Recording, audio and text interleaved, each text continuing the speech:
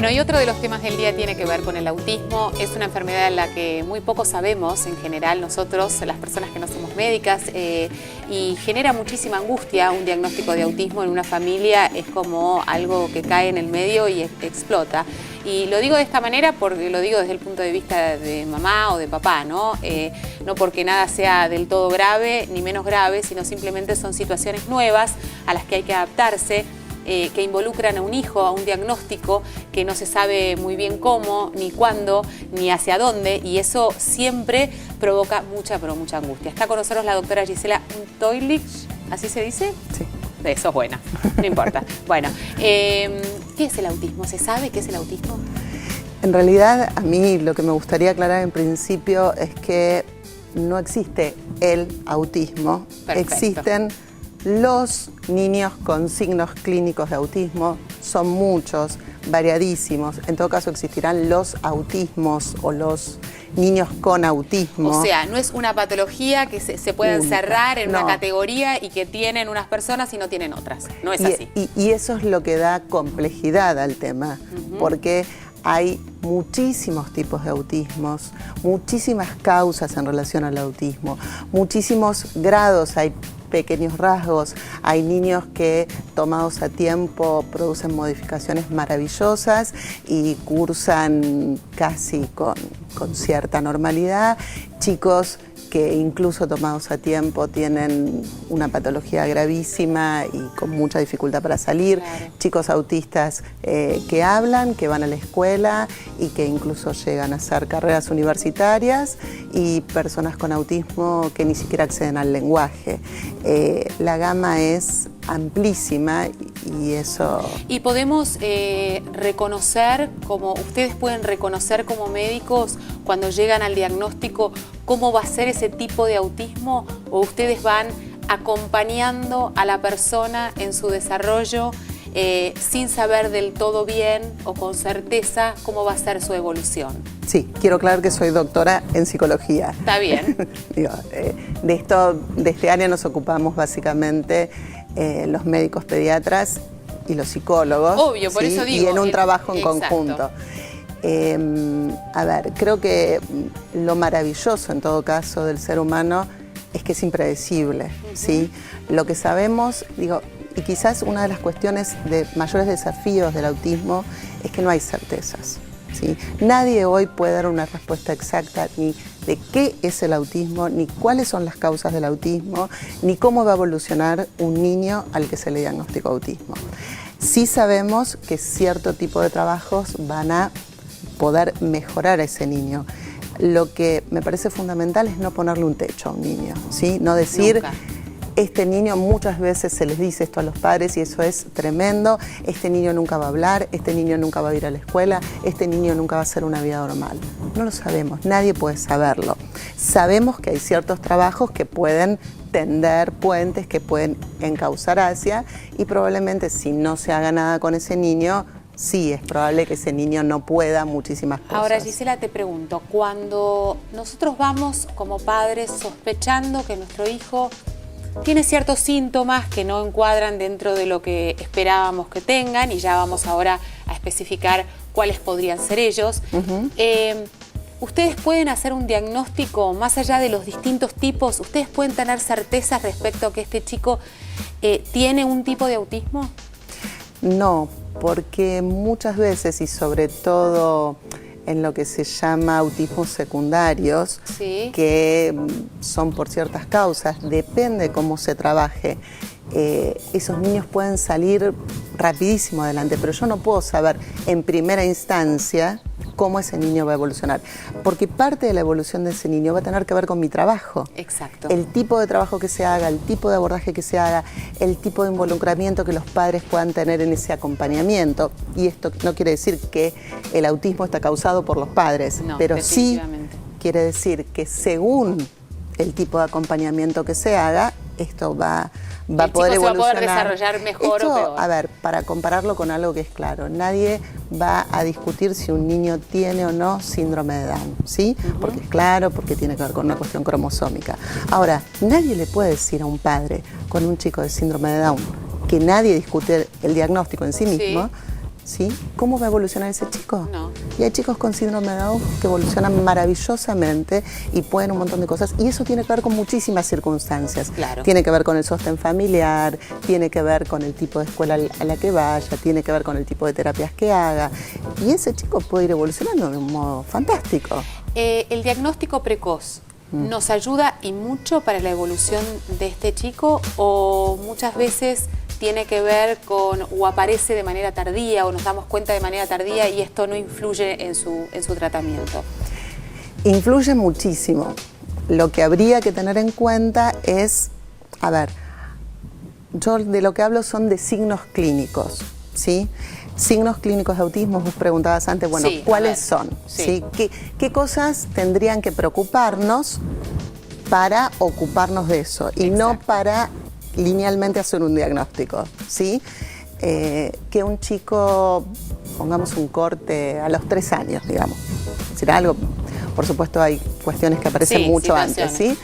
Pero un chico que no responda a su nombre, un chico que no hable, un chico que no mire a los ojos, un chico que no juegue, que esté con objetos, digamos, dándolos vueltas, pero que no arme un juego, nos referimos a un juego simbólico, Sí. un juego que, un chico que tenga pánico de entrar en contacto con otros chicos o con adultos.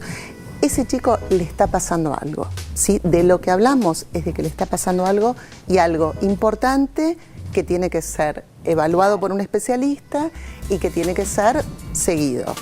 Decir que eso inmediatamente es autismo, no lo podemos decir, nadie lo puede decir.